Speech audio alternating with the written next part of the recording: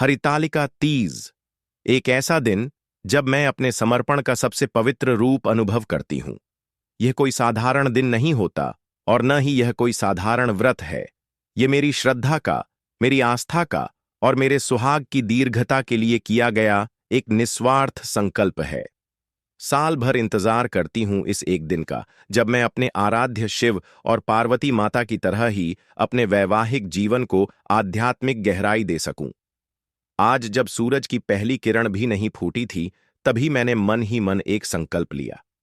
आंखें खोलीं तो सबसे पहले मां की तस्वीर पर नजर पड़ी। वही मां जिन्होंने बचपन में मुझे इस व्रत की महिमा बताई थी। जब मैं छोटी थी, मां पूरे तन मन से इस व्रत को करती थीं। निर्जला, निराहार, पर चेहरे पर कोई शिकन नहीं। उनके भीतर का तेज देखकर ही मैंने तय कर लिया था कि जब मैं सुहागन बनूंगी तो हर साल इस व्रत को उसी श्रद्धा से करूंगी। आज वही दिन था। ब्रह्म मुहूर्त में उठते ही मैंने गंगा जल से स्नान किया। पानी कितना ठंडा था, लेकिन आत्मा तक पवित्र कर गया। हर बूंद जैसे मुझे तपस्या का आभास करा रही थी।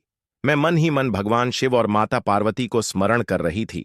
हे शिव शंकर, हे पार्वती माता, इस जीवन में, इस जन्म में आपने जैसे एक दूसरे को पाया, वैसे ही मेरे जीवन में यह बंधन अटूट रहे, मेरा सुहाग अखंड रहे।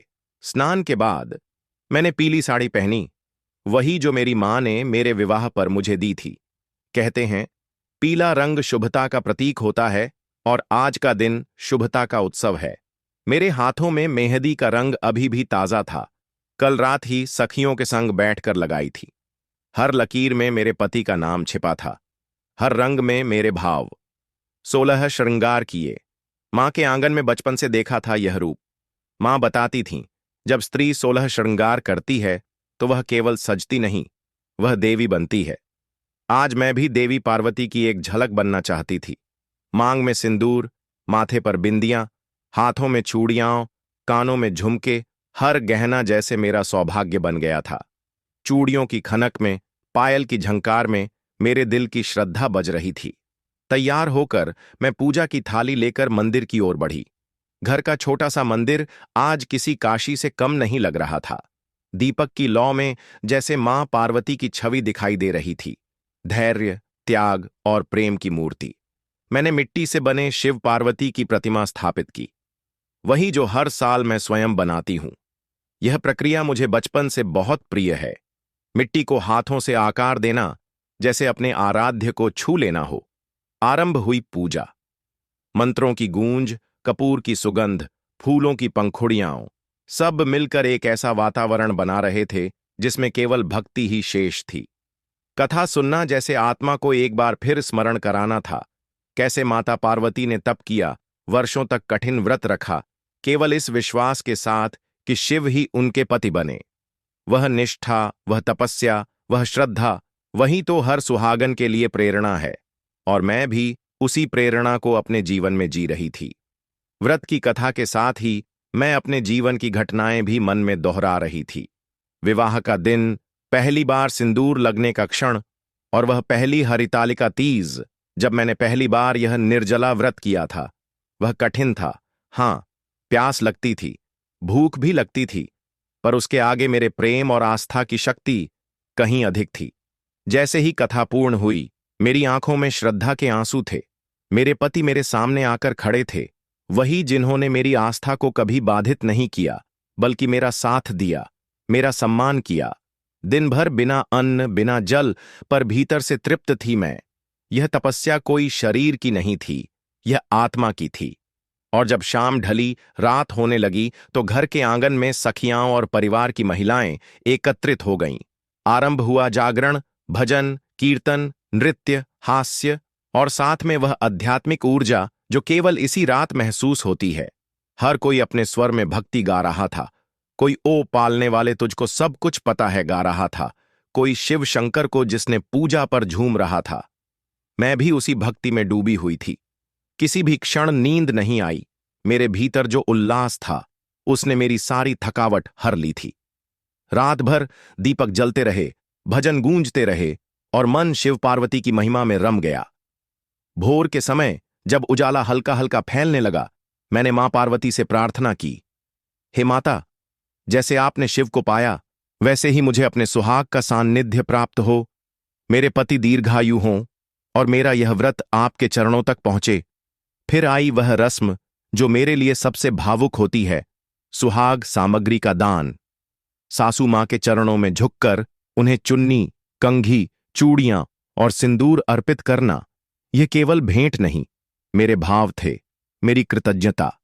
उन्होंने मेरा साथ दिया, मेरी तपस्या में विश्वास रखा, उनके आशीर्वाद में ही मेरी पूजा पूर्ण मानी गई। जैसे ही सूरज की पहली किरण पड़ी, मैंने मंदिर में दिया बुझाया और शिव पार्वती से विदा ली। अब मेरा व्रत पूर्ण हुआ था, पर जो अनुभव मैंने इस एक दिन में पाया वह केवल आज के लिए नहीं, जीवन भर के लिए है। हर साल यह तीज मुझे याद दिलाता है कि स्त्री केवल प्रेम की नहीं, तपस्या की भी मूर्ति है। वह जितनी सजती है बाहर से, उससे कहीं अधिक वह भीतर से मजबूत होती है। हरितालिका तीज यह केवल एक व्रत नहीं, यह मेरा आत्मसंयम, मेरी श्रद्धा, मेरा संकल्प है। और जब तक मेरे भीतर यह आस्था जीवित है, तब तक मेरा सुहाग अचल रहेगा, मेरा प्रेम अमर रहेगा और मेरी आत्मा वह हर बार इस तीज पर एक नई ऊंचाई को छुएगी। दीपक की लौ मंद होती है, महिला की आंखें भीग जाती हैं, मंच पर धीमी रोशनी रह जाती है और पृष्ठभूमि में केवल शंखनाद गूंजता है। रात्रि का आखिरी प्रहर बीत चुका था। आज का सूरज अपनी पूरी रोशनी के साथ आ चुका था, लेकिन कुछ ऐसा था जो मुझे भीतर से पूरी तरह से शांत कर रहा था। हरितालिका तीज केवल एक व्रत नहीं था, यह मेरे और मेरे प्रियतम के बीच का एक पवित्र संवाद था। पूजा की पूर्णता, जागरण की भावनाएं और व्रत का संकल्प, यह सभी कुछ भीतर गहराई से समाहित हो गया था। जैसे आकाश में तारे बिखरे हुए होते हैं, वैसे ही मेरे हृदय में भक्ति, श्रद्धा और प्रेम के अनगिनत क्षण तैर रहे थे। एक भिन्न प्रकार का संतोष था। शरीर थका हुआ था, लेकिन आत्मा शांति से लवरेज थी। आध्यात्मिक यात्रा केवल पूजा में नहीं है, बल्कि यह उस प्रेम में भी है जो हमारे जीवन के हर एक क्षण में समाहित होता है। हर दिन, हर पल, जब हम अपने परिवार के साथ होते हैं, जब हम अपने प्रियतम से जुड़ते हैं, तब वह यात्रा जी जाती है, वह जीवन भर की पूजा होती है। और हर साल की यह तीज मुझे यही याद दिलाती है। आज तीज की सुबह के बाद भी मुझे घर के आंगन में हलचल सुनाई दे रही थी। परिवार के सदस्य आते और जाते थे, कोई भोजन बनाने में व्यस्त था, तो कोई तीज की विशेष कथाएं साझा कर रहा था। महिलाएं आपस में बधाई देतीं, उन्हें शुभकामनाएं देतीं और फिर अपने अपने व्रत के अनुभव साझा करतीं। यह दृश्य मेरे लिए किसी उत्सव से कम नहीं था, बल्कि यह परंपराओं का जीवंत उदाहरण था। मेरी सास, जो हमेशा मेरे लिए एक आदर्श रही हैं, वे आज भी मुझे अपने अनुभवों से मार्गदर्शन देती हैं। वे सिखाती थीं कि हरितालिका तीज एक पारिवारिक पर्व है, एक सामाजिक उत्सव है जो केवल व्यक्तिगत नहीं होता, बल्कि पूरे परिवार को जोड़ता है। उनका यह वाक्य मुझे हमेशा याद आता है, क्योंकि उनके मार्गदर्शन ने ही मुझे इस व्रत को पूरी निष्ठा और श्रद्धा के साथ अपनाने की प्रेरणा दी थी। आज मैंने एक बार फिर समझा कि व्रत केवल शारीरिक तपस्या नहीं है, बल्कि वह मानसिक और भावनात्मक समर्पण भी है जो एक महिला अपने घर, परिवार और पति के प्रति करती है। यह साक्षात देवी पार्वती की आस्था और प्रेम का प्रतीक है। उत्सव और सामूहिकता की भावना तेजी से बदलते समय में इस समय के साथ जुड़ना और हमारे परिवारों की परंपराओं को संजोकर रखना बहुत महत्वपूर्ण हो गया है। इस परंपरा में केवल एक महिला का कर्तव्य नहीं है, बल्कि हर सदस्य का इस व्रत में योगदान होता है। क्या यह समय नहीं है कि हम इस उत्सव के माध्यम से अपनी भावनाओं और आस्थाओं को और अधिक सशक्त करें? आज महिलाएं अपने कर्तव्यों के साथ साथ अपने आत्म संवेदन को भी महसूस करती हैं। व्रत का उद्देश्य केवल व्यक्तिगत समृद्धि और सौभाग्य की कामना करना नहीं है, बल्कि वह सामूहिक प्रेम, आस्था और विश्वास का उत्सव बन चुका है। इस दिन हम अपने परिवार के हर सदस्य के लिए अपने शुभकामनाएं भेजते हैं और यही सामूहिकता इस पर्व को जीवंत बनाए रखती है। मैं सोच रही थी कि इस तीज में केवल अपनी उपस्थिति से ही नहीं, बल्कि अपने परिवार के लिए कार्य करके भी हम इस पर्व की सच्ची महिमा को जी सकते हैं। क्या मेरे और मेरे परिवार के बीच यह सामाजिक कनेक्शन केवल मेरे व्रत से नहीं, बल्कि इस दिन की प्रेमपूर्ण भागीदारी से और भी मजबूत नहीं हो रहा है। सच कहूं तो व्रत का हर एक काम, चाहे वह पूजा हो, संकल्प हो या जागरण, उसका महत्व सिर्फ तभी समझ में आता है जब हम इसे समाज और परिवार की भलाई के रूप में देखते हैं। यही कारण है कि हरितालिका तीज केवल व्यक्तिगत आस्था का पर्व नहीं है, बल्कि यह पूरे समाज के बीच प्रेम, सहयोग और सह अस्तित्व का प्रतीक बन जाता है। दूसरा पहलू, आशीर्वाद और समर्पण की परंपरा। रात्रि जागरण के बाद अगली सुबह जब सूर्य ने अपनी किरणें फैलानी शुरू की, तब मैं फिर से उन क्षणों को याद कर रही थी जब मुझे आशीर्वाद दिया गया। यह बहुत ही महत्वपूर्ण क्षण होता है जब आप किसी बुजुर्ग महिला या अपने प्रियजन से आशीर्वाद प्राप्त करते हैं। यह आशीर्वाद एक अमूल्य रत्न की तरह होता है जो जीवन भर आपके साथ रहता है। मेरी सास ने भी मुझे एक प्यारी सी चूड़ी का जोड़ा उपहार दिया और उसके बाद अपनी एक महत्वपूर्ण सलाह दी। यह चूड़ी केवल एक गहना नहीं है, यह हमारे परिवार के लिए सामूहिक समर्पण का प्रतीक है। जब तक आप इसे पहनोगी, तब तक आपके व्रत की शक्ति कायम रहेगी। उनका यह शब्द मेरे दिल में गहरे तक बैठ गया। यह एक सच्ची परंपरा है, एक जो हमारे वैवाहिक जीवन को सम्मान, विश्वास और समर्पण के साथ जोड़ती है। जब हम किसी से आशीर्वाद प्राप्त करते हैं, तो वह केवल एक शब्दों का आदान प्रदान नहीं होता, बल्कि यह हमारे जीवन में एक नया रास्ता खोलने की शुरुआत होती है। यही परंपरा हमें इस व्रत को न केवल निभाने, बल्कि इसको अपनी पूरी ईमानदारी और निष्ठा के साथ जीने की प्रेरणा देती है। सभी कार्यों का गहरा अर्थ, हरितालिका तीज का व्रत केवल एक दिन की पूजा नहीं है। यह एक पूरी जीवन शैली है, जिसमें हर कदम पर संयम, समर्पण और आत्मनिर्भरता की आवश्यकता होती है। यह सिर्फ एक महिला की आस्था का पर्व नहीं, बल्कि यह हमारे परिवार, समाज और जीवन के प्रति हमारा दृष्टिकोण बदलने की प्रेरणा है। आज जब मैं पीछे मुड़कर देखती हूं, तो मुझे यह समझ में आता है कि इस व्रत के माध्यम से न केवल हम अपने पति के साथ संबंध मजबूत करते हैं, बल्कि हम अपने आत्मविश्वास को भी बढ़ाते हैं।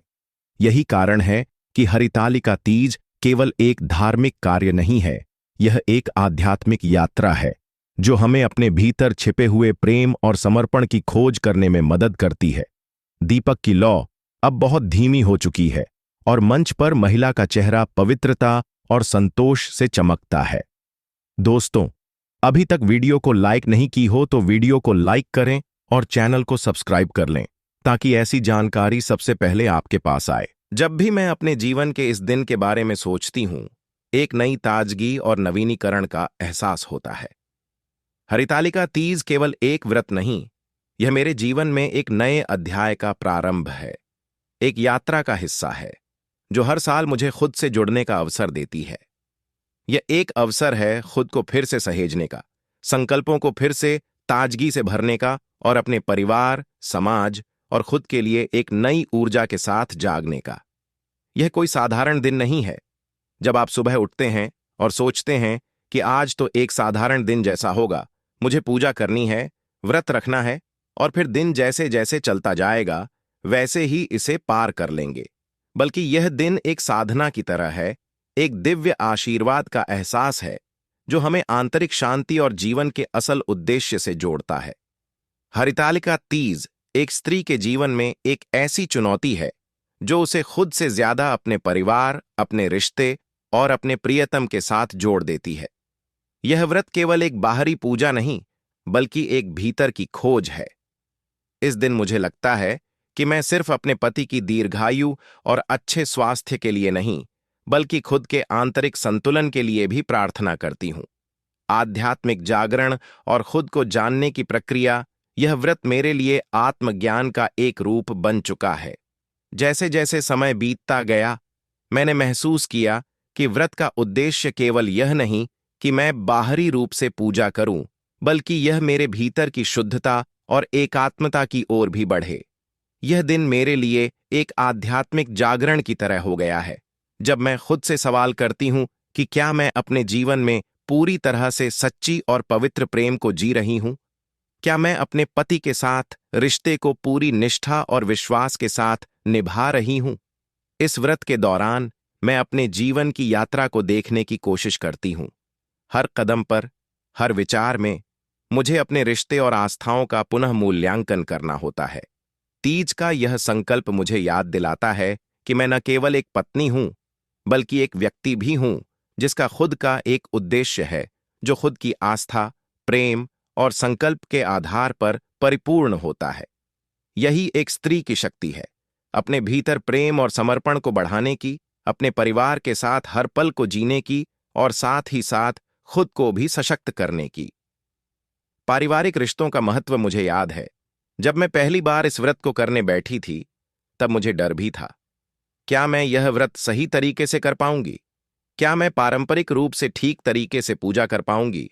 लेकिन जैसे जैसे समय बीतता गया, मेरे परिवार की मदद ने मुझे आत्मविश्वास दिया।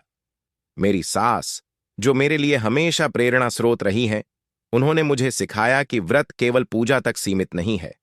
वह हर कदम, हर दिन, हर पल अपने परिवार के लिए समर्पण है। मुझे यह समझने में कुछ समय लगा कि परिवार में हर सदस्य का योगदान उस व्रत की शक्ति को बढ़ाता है। मेरा पति, जो हमेशा मेरे साथ खड़ा रहता है, मेरे आशीर्वाद का हिस्सा है। मेरे बच्चे, मेरी सास, मेरी सखियां, सभी का आशीर्वाद और समर्थन उस दिन के जादू को साकार करता है। तीज का दिन जब खत्म होता है, तो मैं महसूस करती हूं कि यह सिर्फ मेरे लिए नहीं, मेरे परिवार के लिए एक उपहार है।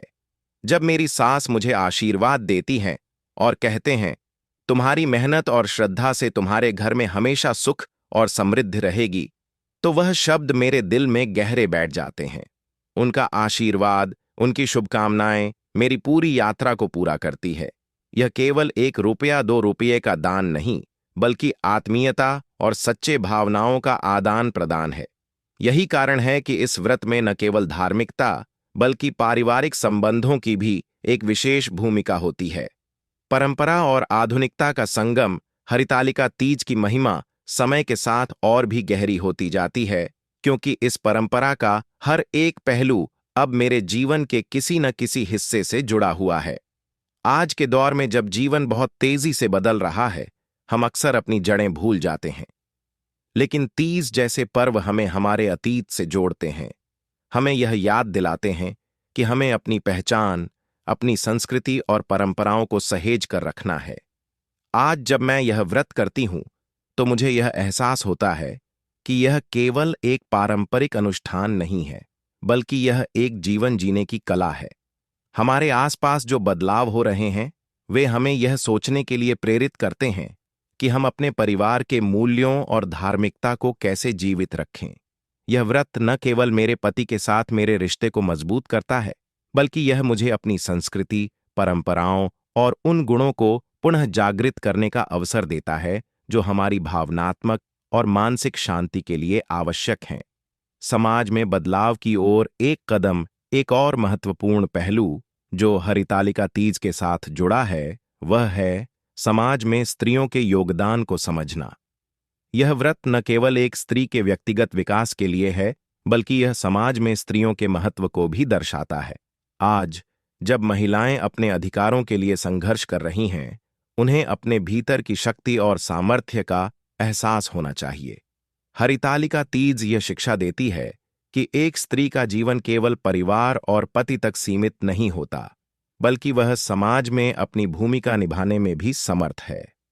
यह व्रत हमें यह समझने में मदद करता है कि हम केवल अपने परिवार और पति के लिए ही नहीं, बल्कि समाज के लिए भी जिम्मेदार हैं। यही वह समय है जब हम अपने अंदर की शक्ति को पहचानते हैं और समाज में बदलाव लाने के लिए कदम उठाते हैं। दोस्तों, वीडियो अच्छी लगी हो तो कमेंट में हर हर महादेव जरूर लिखें। धन्यवाद।